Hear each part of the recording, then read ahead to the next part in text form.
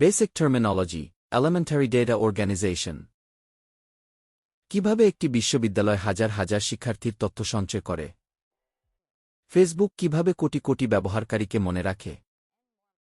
কিভাবে একটি হাসপাতাল তাৎক্ষণিকভাবে একজন রোগীর রেকর্ড খুঁজে পায়? উত্তরটি একটি সহজ ধারণা দিয়ে শুরু হয়, ডেটা।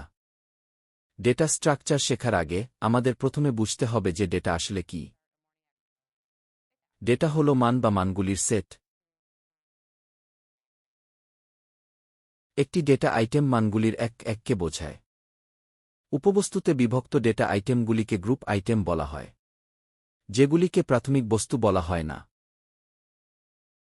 উদাহরণস্বরূপ, একজন কর্মচারীর নাম 3টি উপনামে বিভক্ত হতে পারে। প্রথম নাম, মধ্য, প্রারম্ভিক, শেষ নাম। তবে সামাজিক সুরক্ষা নম্বরটি সাধারণত একটি এক আইটেম হিসাবে বিবেচিত হবে। তথ্য সংগ্রহগুলি প্রায়শই ফিল্ড, রেকর্ড এবং ফাইলগুলির একটি শ্রেণীবিন্যাসে সংগঠিত হয়। এন্টিটি, যার নির্দিষ্ট বৈশিষ্ট্য রয়েছে যা নির্ধারিত মান হতে পারে।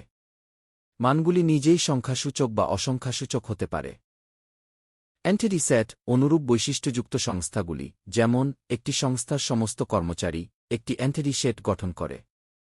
একটি এন্টিটি সেটের প্রতিটি বৈশিষ্ট্যের মানগুলির একটি পরিসীমা রয়েছে, সমস্ত সম্ভাব্য মানগুলির সেট যা নির্দিষ্ট বৈশিষ্ট্যকে বরাদ্দ করা যেতে পারে।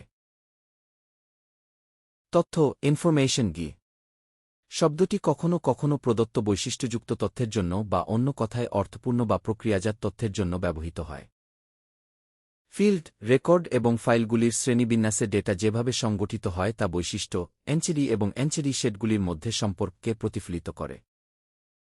অর্থাৎ, ফিল্ড, একটি ফিল্ড হল তথ্যের একটি প্রাথমিক একক যা একটি ফিল্ডের বৈশিষ্ট্যের প্রতিনিধিত্ব করে।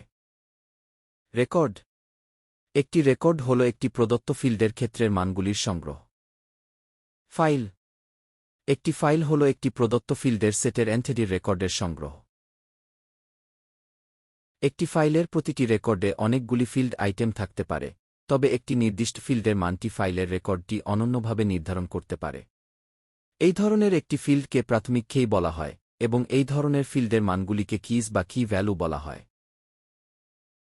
ধরুন কোনো অটোমোবাইল ডিলারশিপ একটি ইনভেন্টরি ফাইল বজায় রাখে যেখানে প্রতিটি রেকর্ডে নিম্নলিখিত তথ্য থাকে: ক্রমিক সংখ্যা, প্রকার, বছর, মূল্য, আনুষঙ্গিক। ক্রমিক সংখ্যা ফিল্ডটি ফাইলের জন্য একটি প্রাথমিক কী হিসাবে কাজ করতে পারে, কারণ প্রতিটি গাড়ির একটি ইউনিক ক্রমিক নম্বর থাকে। ধরুন কোনো প্রতিষ্ঠান একটি সদস্যপদ ফাইল বজায় রাখে যেখানে প্রতিটি রেকর্ডে নিম্নলিখিত তথ্য থাকে: নাম, ঠিকানা, টেলিফোন নম্বর, বকেয়া। যদিও 4টি ডেটা আইটেম রয়েছে, নাম এবং ঠিকানা গ্রুপ আইটেম হতে পারে। এখানে নাম ফিল্ডটি একটি প্রাথমিক কী।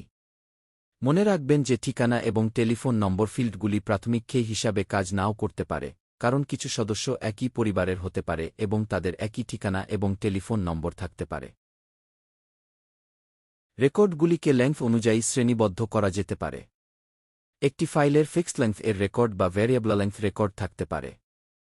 ফিক্সড লেংথ এর রেকর্ডে সমস্ত রেকর্ডে একই ডেটা আইটেম থাকে এবং প্রতিটি ডেটা আইটেমকে একই পরিমাণ স্থান বরাদ্দ করা হয়।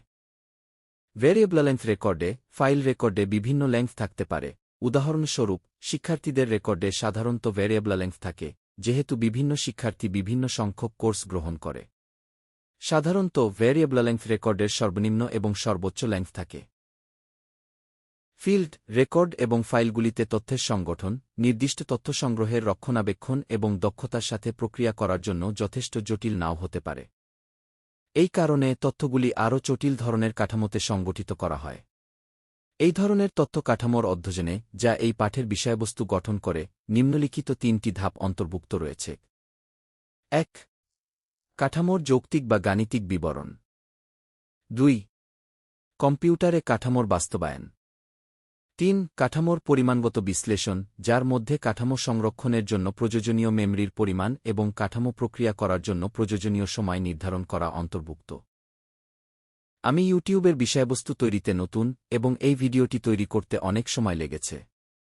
ভিডিওটি ভালো লাগলে সাবস্ক্রাইব করুন। দেখার জন্য ধন্যবাদ।